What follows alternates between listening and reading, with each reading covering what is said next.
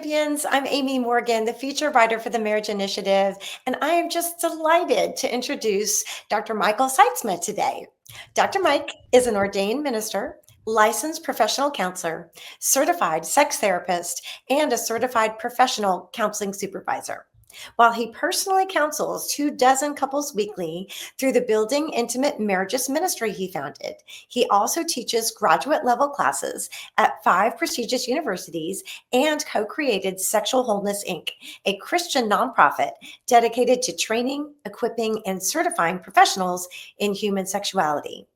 In 2023, Dr. Mike co-authored Secrets of Sex and Marriage, 8 Surprises That Make All the Difference with Shanti Feldhahn. They revised its content for small groups and released Unlocking an Intimate Marriage Discussion Guide, an online course in 2024. Dr. Mike earned a Bachelor of Science in Christian Ministry from Indiana Wesleyan University, a master's degree in community counseling from Georgia State University, and a diploma in Christian counseling from Psychological Studies Institute. He subsequently earned a PhD from the University of Georgia in Child and Family Development, Marriage and Family Therapy, where he specialized in marital sexual therapy. His dissertation topic was Sexual Desire Discrepancy in Married Couples. Dr. Mike hosts online and in-person workshops and seminars on intimacy across the country. Dr. Mike, it's so great to have you with us today. Thank you. It's an honor to be here. That's kind of humbling to hear all of that when it's together. I'm thinking, who's that? Well, I was going to say, what a storied resume. You were one of the pioneers of Christian sex therapy back in the early 1990s. Yes, Cliff and Joyce Penner probably would be considered the pioneers for it. And then Doug Rosenau, Deborah Taylor, Christopher McCluskey, and I started Sexual Wholeness in the late 90s. Yeah. How did you get involved in that and interested in, you had quite a journey of different degrees and starting with, Right. how did all that come together? When God called me into the pastorate, I, through a long story, but I began training as in addictions counseling. And it was an intensive program. And these addicts just poured their life into me, telling stories. And I didn't know people could live that way and teaching me what it's like to be caught up in addiction. So when I worked in starting churches, I worked inpatient with addicts for several years. In 1990, what we now call a sex addict walked into my office, and I didn't know, how to work with that. That's where I met up with Doug Rosenau. He was working some with it, and I applied what I knew about addicts to it. That helped me as a very conservative pastor to start to be able to hear and sit with sexual stories. So in the mid 90s, when I fell in love with marriage work, seeing it as God's initial discipleship plan for us, how to help us to become like him. I kept seeing couples wrestling with sexual issues. And so I just kept going on and getting the training. God's calling has been to help me to bring the message of the gospel to where people are hurting. And that is an area that a lot of people hurt. So I just kept getting training to be able to bring scriptural and research-based truth to where they were hurting. Well, as our marriage champions get to know you better through this interview, I think they will come to realize, as I have, just what a sweet spirit and the way you speak about these subjects in such a grace-filled, and they can be kind of sticky topics, and yet you just bring such a peace to the process. So Thanks. no, really. So talk about some of the, you teach graduate courses and courses to train counselors and pastors how to deal with these issues, because again, it's kind of something people don't want to talk about. Right. It's not done well. Right. Well, we were teaching at AACC conference, American Association of Christian Counselors, and several pastors and counselors came up and said, "We want to get this kind of training. How do we work with it?" And we stepped back and realized that the training we had gone through, we wouldn't ask anybody to go through. So I pulled together the leading names of the field: Cliff and Joyce Penner and Mark Yarhouse and Mark Laser and Diane Langberg and just Bill Cottrell, just a number of people at the time. And we envisioned a training program where pastors and counselors could get a well-researched, top-grade training in how to work with this that was also biblically grounded. And so in 2000, I wrote the ISW program, and we launched it from there. And yeah, today we are in, 10 or 12 different seminaries and graduate schools across the country, offering our courses. I go to 6 or 8 of them, to teach classes. So I'm really proud of the program, and it has trained hundreds of pastors and therapists in the years that we've been doing it. I stepped out of leadership in 2015, but still provide professor role in teaching the courses. Well, and you so humbly said ISW, but let's share because I would imagine among our marriage champions, there are people that are thinking, oh, I didn't know there were classes like that. Maybe I should take Yeah. one. And it's the Institute of Sexual Wholeness. Correct. The Institute of Sexual Wholeness, one of the arms, one of the branches for Sexual Wholeness Inc. And they can come and take courses through ISW itself. Most of those courses are taught in conjunction with Dallas Theological Seminary, some with Richmont graduate. Then sometimes they, depending on the relationship with Asbury Seminary, or Denver Seminary, they may be able to get into courses there as well. But if they reach out to Institute for Sexual Wholeness at sexualwholeness.com, they'll be able to find out what's going on. For example, I'm teaching a advanced course in counseling for sexual addictions and compulsivity next weekend here in Atlanta. Oh, wow. I mean, and things like that. You were saying, pastors and our marriage champions that may be watching, they really don't even know what's sitting in their pews, right? It's just like, wow, and how to deal with it. Well, appropriately, we are taught that sex is a sacred subject. Yes. But often that goes to the point of we cannot discuss it. I was teaching about marital sexuality in a church a number of years ago, and a lady on break stood in front of me, just red faced, and yelling at me how evil I was for even discussing this subject in the church. And my comment was, God speaks about it pretty heavily in scripture because it does impact us greatly. What better place to teach about it than in a institution that is at least designed to be about love and grace and helping people to understand God's truth. So we do step in and teach about it in part because the sacredness keeps it shut down, as well as the shame and guilt that people experience. The enemy does such a profound job of wounding us in this arena of life and then telling us that we can't share it, we can't talk about it, or nobody would accept us. So pastors often don't realize the depth of pain, the depth of sin that their people are trapped and caught up in because they won't talk about it. Being able to understand it, sit with it, gives people permission to bring in their wounds, to share them with us, and but then we need to have some skills and some ability to work with it without just saying, "Yeah, don't do that." Which, if they could just not do it, they wouldn't be doing it. Yeah. So how do we step alongside of them and help them? That's what we're about. Well, and you had such a grace-filled example of, even Jesus and the woman in the well. I mean, Mhm. that's exactly like you said, that's straight. I mean, that's red letter. It's not just the Right. Bible, it's red letter Bible. Right. Every time we see Christ interact with people who are caught up in sexual sin, he does it with such profound grace. They know they've sinned. They know that they aren't measuring up to what God has called them to. And yet he interacts with them in such a way that draws them to him. And I don't know how to do that, but man, I work at reflecting that spirit of Christ when people walk in front of me with the burdens and the weight and the wounds that they're carrying.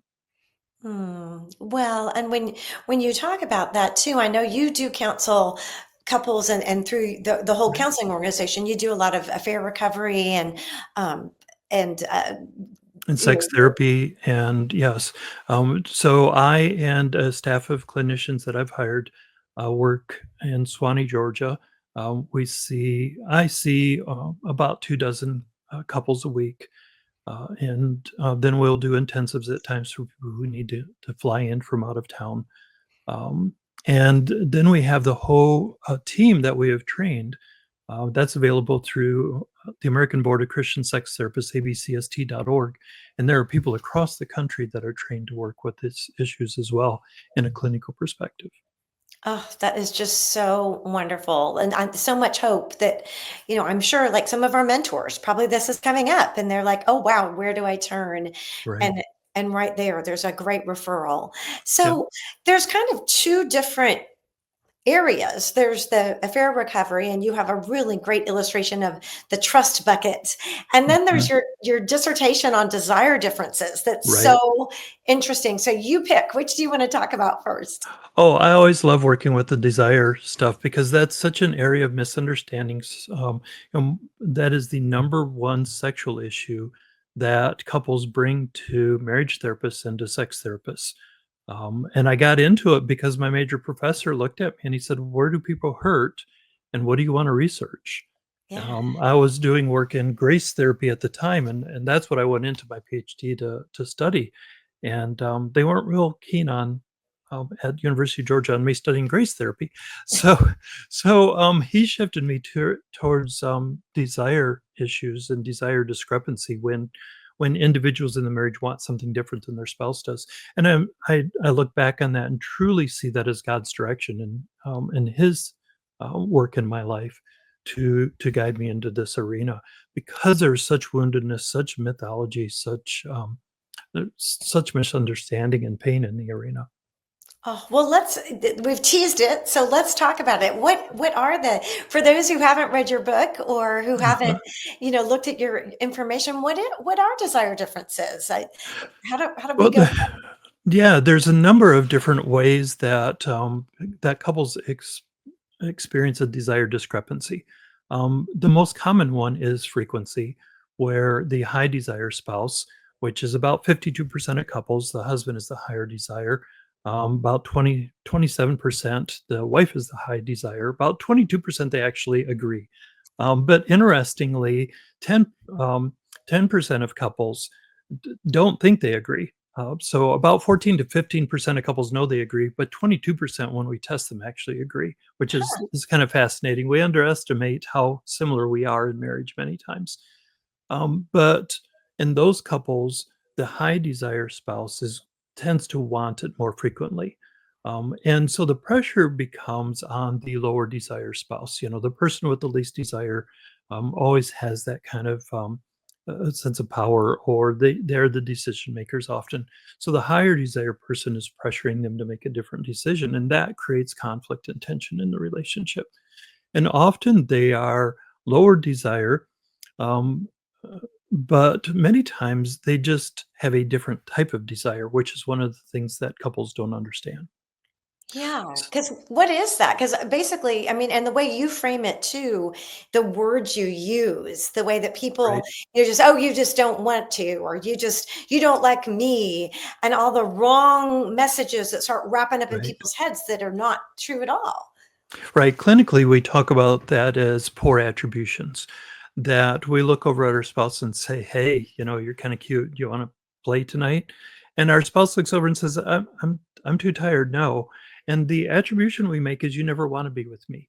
You don't like me. You don't enjoy sex. You don't."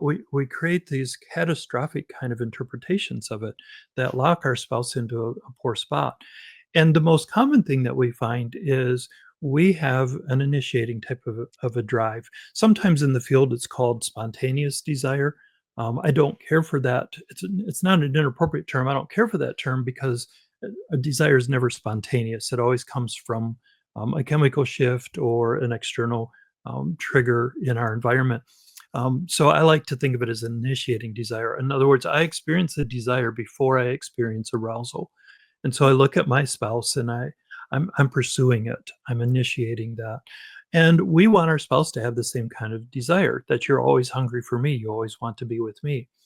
And the reality of it is more people have a receptive type of desire, Yeah. meaning that they don't experience desire until after they have chosen to engage, after their body begins to get aroused, after their heart begins to get aroused, after they are able to identify that arousal and view it positively. So there's 4 or 5 steps that have to occur, and then desire turns on in their brain. And because that takes a minute, we look over and say, "Do you want it?" And they go, I'm not sure. I'm kind of tired. We catastrophize and we shut down the ability. Versus if I understand that they have receptive desire, well, how do I seduce them? How do I woo them? How do I draw them into this space? Because if we can get everything lined up, then the desire will turn on in their brain. And sometimes I'll ask the receptive desire spouse, so what happens when you decide to? And 5 to 10 minutes into it, and they're like, well, then it's fine. Now I don't want to stop.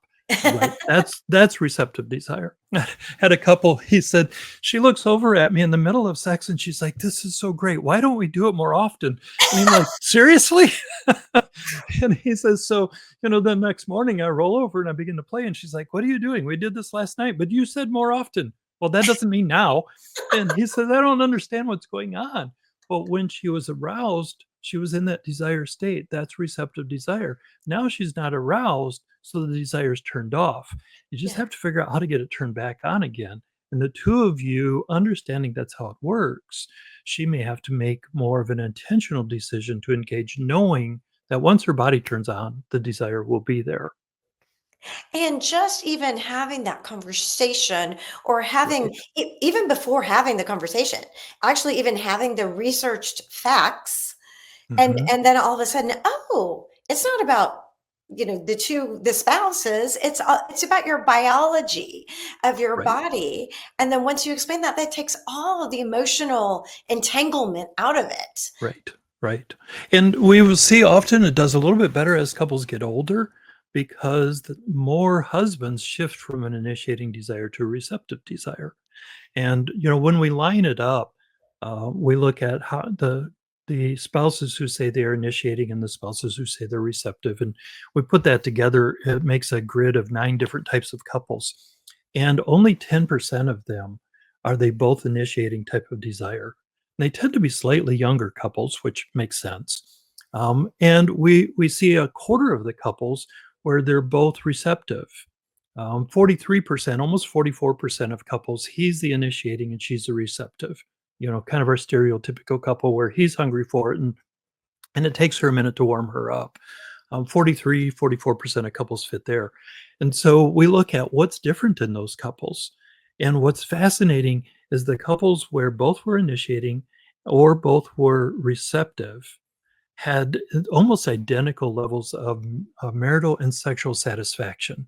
And we expected that to be very different, and it's not. That agreement seems to create a high level of satisfaction.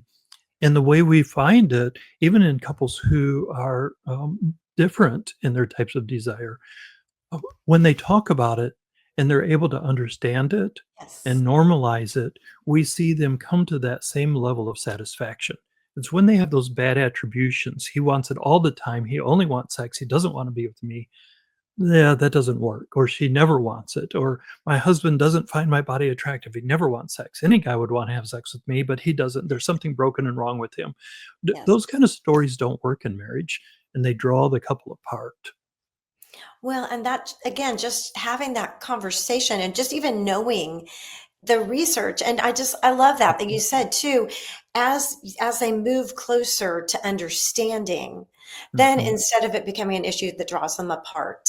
And that's one of those things that you share in The Secrets of Sex and Marriage, the book. That's one of the Right. 8 surprises that just that aha can make so much difference. Communication is just huge. And like you said earlier, we don't talk about it very much. It is secret. It's so filled with shame, our history of woundedness, that most of the couples, like 98, I'm just guessing, but 98% of couples that come into my office have never really openly talked about even how they engage in sex and what works for them and what doesn't. And I'll look at a spouse and I'll say, so how do you know when your husband or your wife is interested in sex? And they'll tell me how. And I'll say, how does that work for you? And I'm amazed at how many times I hear not very well, and they've never talked about it. They've never said, "There would be a better way for you to draw me into this than what you do." Yeah. Um, and just getting them beginning to talk and sharing. We have exercises on my website. There's lots of ways that get people engaged in talking. But when we do, we see the satisfaction. We see them as a couple problem solve what's going on. Without the only thing that we're involved in is creating the space and inviting them into it. We don't have to fix something. And I tell couples, you can do this at home if you really work at it. Yeah. Well, they could start by reading the book. Very Mhm. accessible, very easy to. Yep. I have read it and looked through it, and it's not a scary book. As I said, you could leave it on your coffee table, and if your teenager or your pastor happen to walk by, other than the fact that the sex is in the title, if they Right. opened it up, they're not going to be shocked by anything they read. It's very, very beautifully done, Thank um, you. and Yep, and then you Shanti also. and I are proud of it. We wrote it to be a book that couples would sit down and read out loud to each other, Hmm, and to pause regularly and say, "I think he's crazy. This isn't true." And so the spouse can say, "What do you mean crazy? That's what I think," or "I agree, he's crazy. I work this way." I don't care if they agree or disagree as much as I want them to talk with each other and figure it out. yeah. Yeah.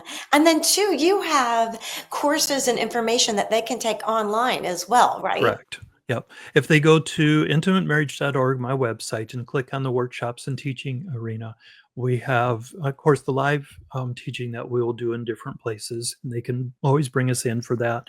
Or there are several courses online that they can purchase. We run them through a online service, and it's streaming courses they can do in the privacy of their own home. They download a workbook that guides them through exercises and gets them. The goal of all of it is to get them to turn toward each other and to be talking about the information that I'm presenting.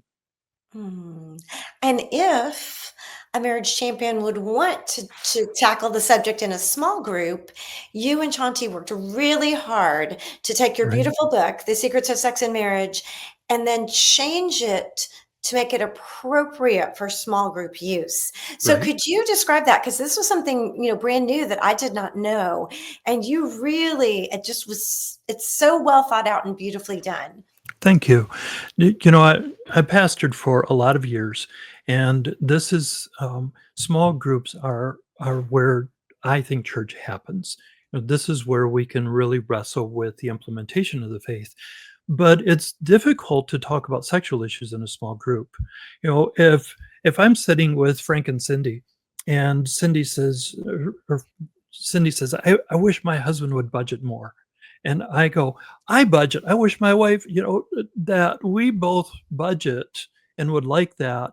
We have an affinity there, but it's not very dangerous. Yeah. If I say, man, I really wish that, or if Cindy says, I really wish my husband would cuddle with me at night, and I think, ooh, I would, now it's dangerous. Yes. So, we've moved into a different level of danger getting couples talking about, even if it seems safe, we have ignited a spark that could potentially burn us.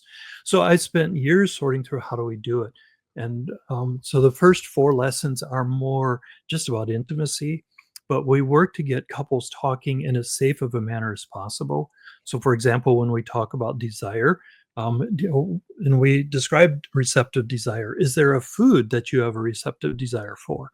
I don't initially think about going out for Chinese food. It's just not. I have no interest in it. But That's when my wife exactly what says, I thought. when my That wife was says, "Can you tolerate it?" and she woos me into it. She talks me into it. When we're sitting there eating it, she says, "You okay with this?" It's actually good. Yes, I'm enjoying it. But I never. So I have more of a receptive, and the couples can talk about receptive desire in activities, or they can talk about it in terms of food, or what kinds of movies, or they can talk as a group about initiating and receptive and resistant desire in a safer kind of a way.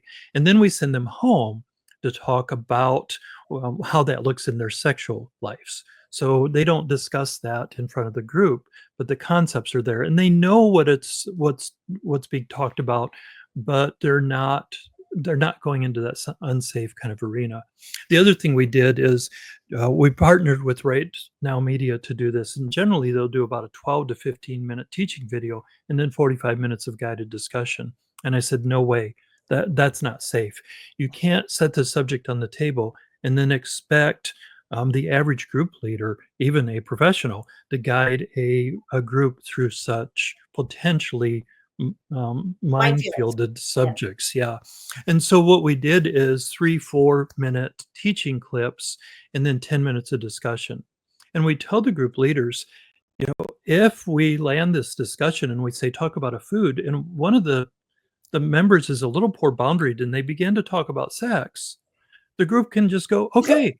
And you pop in the next video and it brings the group right back on track. And we don't have to gut it out for 30 minutes while, we've gotten taken off track.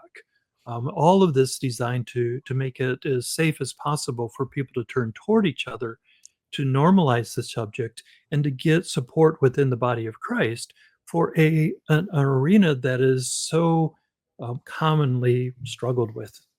Yeah, that's what you said really motivated you way back in Right, your original, was that that's where such an area of pain, and right. you wanted to work.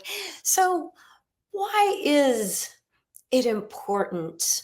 Why is, sex and marriage such an important thing, and why is it important to get right in spirit and in, I'm Mhm. gonna say in spirit and in truth, but that's not quite the right analogy, in, physical as well as in spirit.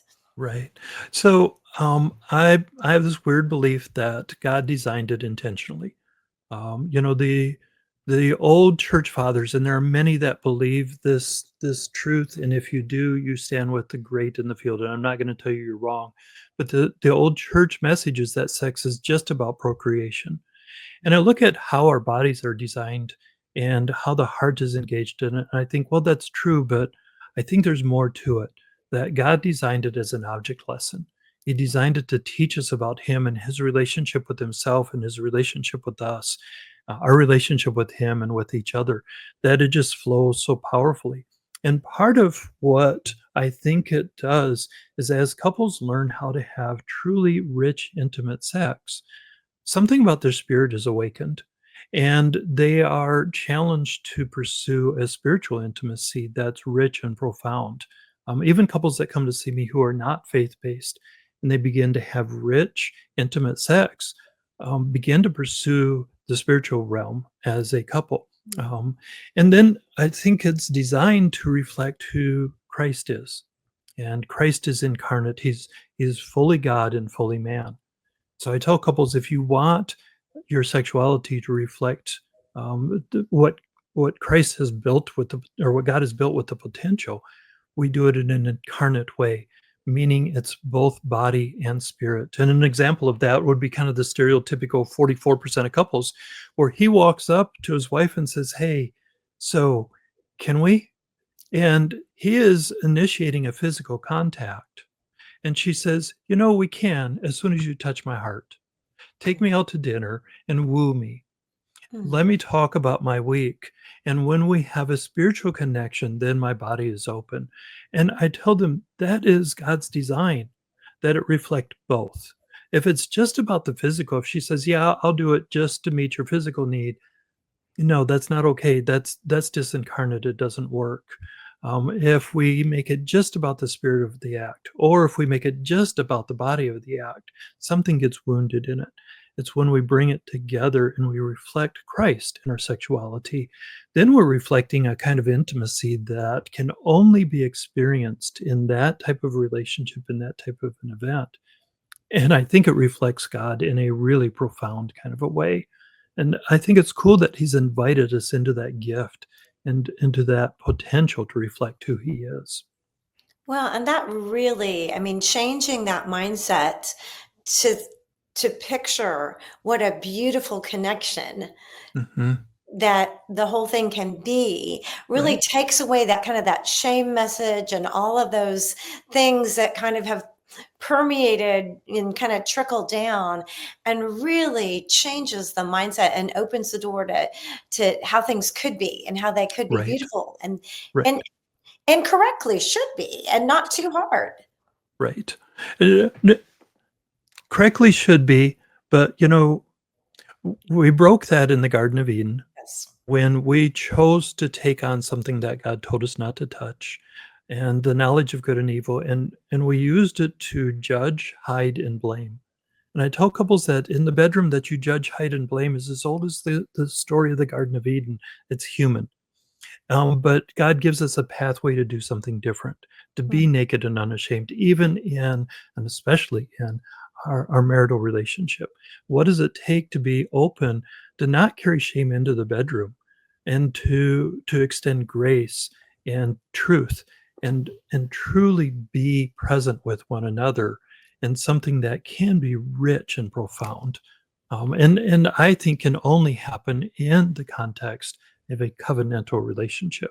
One of my mentors used to say it takes couples 30 years of a committed relationship of having sex before the sex gets good.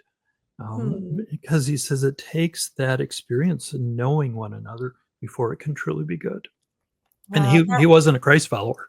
So wow. Well, that is really inspiring and a beautiful way to wrap up, which can be kind of a scary subject, whether it's for pastors or mentors or couples you yeah, have or counselors. You have just a really beautiful way of sharing. So thank thank you, you. Dr. Mike. Thanks so much for being with us. Thanks. It's an honor. I appreciate it. And yes, anybody can reach out to let us know.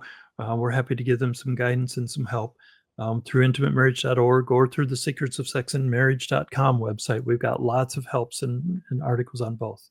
Oh, thank you. And Marriage Thanks. Champions, if you'd like to learn more about Dr. Mike and his resources, you can find us at marriageinitiative.org or marriageresources.org, and they'll point right back to all the stuff you just mentioned. Thank Thanks you. again.